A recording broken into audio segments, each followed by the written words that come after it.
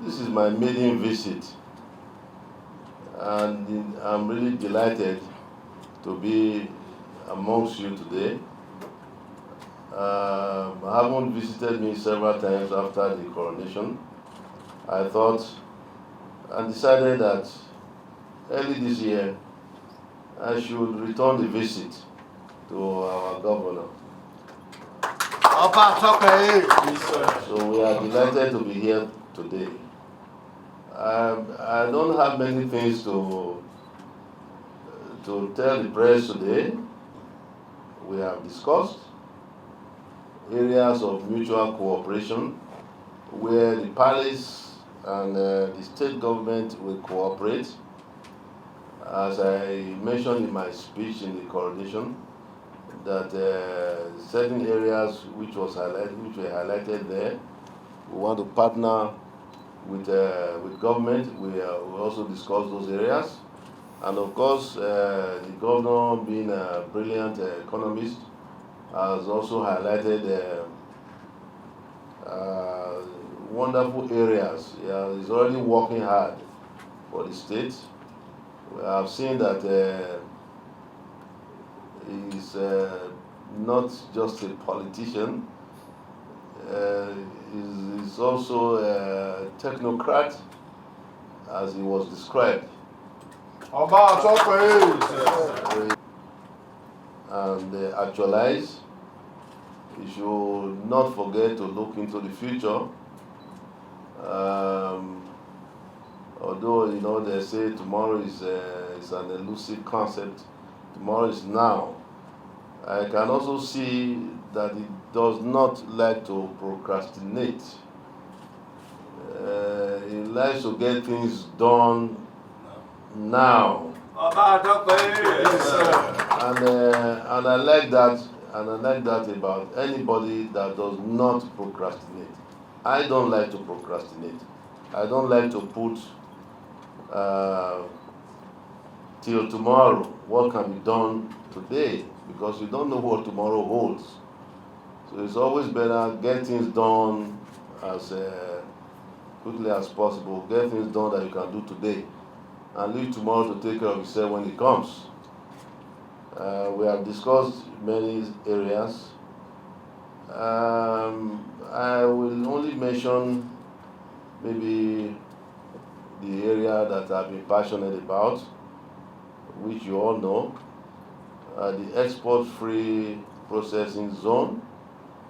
When during the coronation, when the president President Buhari came to visit me at Uselu when I was still at Uselu, I mentioned that, and again repeated it in the coronation speech, and again repeated it when the governor visited me as the Oba of Benin,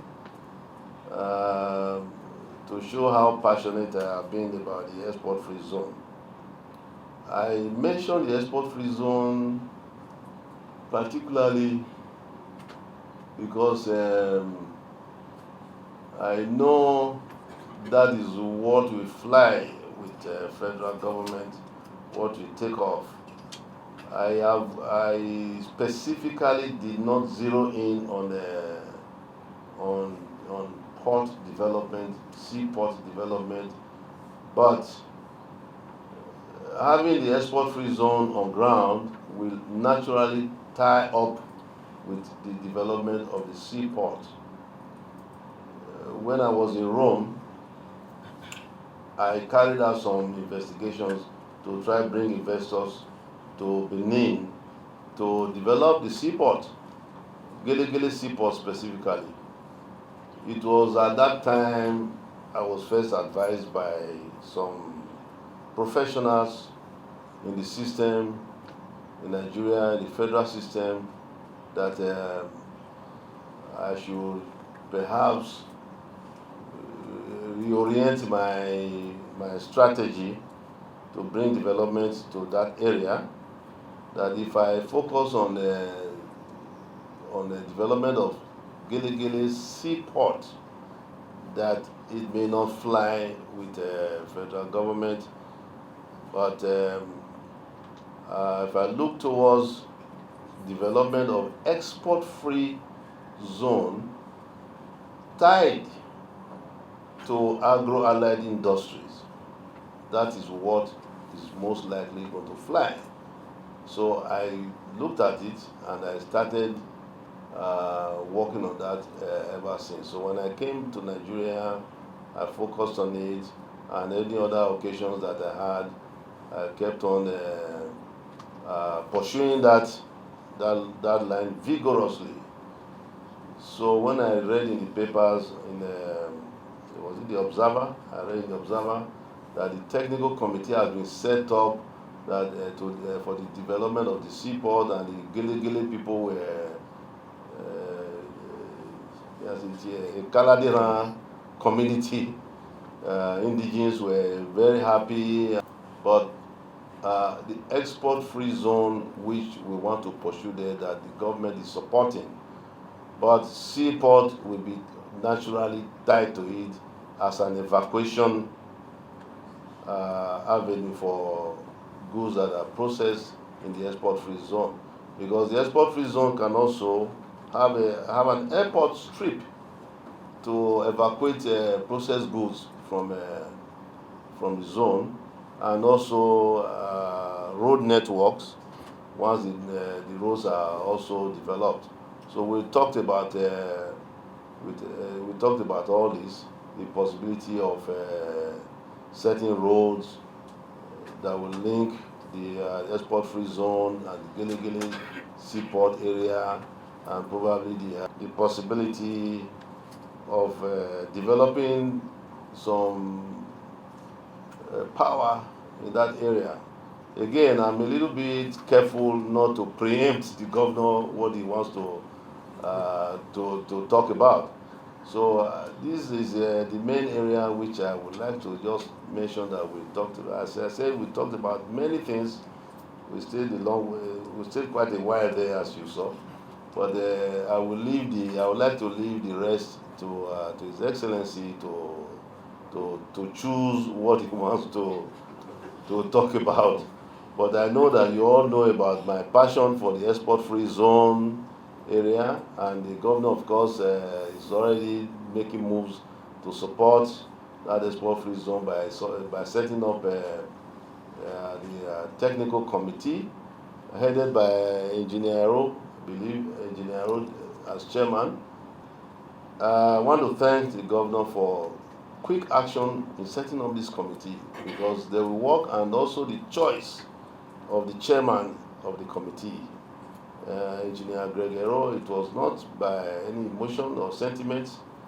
I believe the chairman is having a square peg in a square hole. But I'm sure he will do his best. Your Excellency, he will do his best. You will be proud of your chairman, appropriate person to handle the committee, and other members of the committee as well. They are all quite suitable. So I thank you very much for this reception.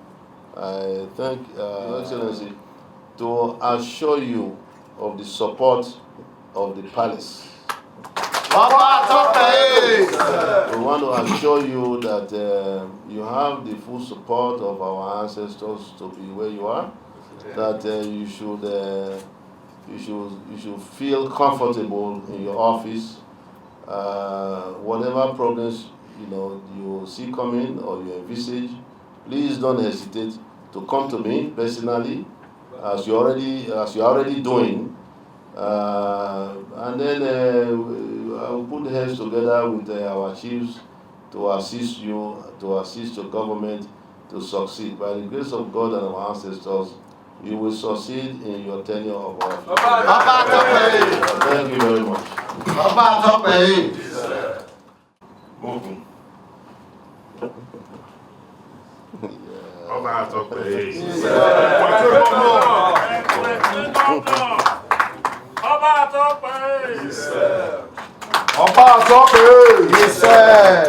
When your father decides to come and greet you and honor you and pray for you, you cannot ask for more. I want to thank you, my royal modesty. As you already know, we spent quite a bit of time having very closed-door conversations. And those conversations traversed almost every topic that was contained in His Royal Majesty's coronation speech. For me, that was an extension of my manifesto. I can do that. Our father, we are barely 70 days in office, and in the last 70 days, we are pleased to inform you that we've been able to take on some fairly difficult measures, but which were inevitable if we as a people will make progress. We have tried to focus a lot more on governance, because we realized that we were voted in, and this is a government of every Edo person, whether they voted for us or did not vote for us. We have tried to deal with the issue of our long-term financial and fiscal sustainability. We looked at our future, we looked at the current situation we are facing, and we're able to craft a budget which we believe will be the first step to taking us out of our current economic challenges. But we know that out of the current difficulties and challenges which we face, we have no doubt that we will come out as a state and as a country much better off for it. We have also looked very closely at the issue of governance, particularly at the local government level, and have taken very decisive actions to ensure that the menace that had sprung up, where people went in the name of government to harass innocent citizens in the name of tax collection and levies, which was beginning to impede and was having serious impact and consequences on attracting investments into the state, had to be stopped. And in my New Year's Day broadcast, I made it clear that the Constitution only permits state actors to collect government revenues. Because we began to see a situation, a very dangerous trend, where private people and private groups had become a lot more efficient in collecting revenues in the name of the state for themselves. And we're getting to situations where they were beginning to threaten the state itself. We could not sit by and allow such a situation continue, so we've put a stop to it. We've also sent a bill, our first bill this year, to the House of Assembly, which in effect harmonizes all the taxes, levies, and dues that are supposed to be paid by local governments. That bill is presently before the House of Assembly, Your Majesty, and we trust that our legislators will give it their kind consideration. Following on your speech, we also realized that Edo State, more than any other state in this country, has tremendous advantages that will lift it out of, or make it a major economic center in this country. We realize that,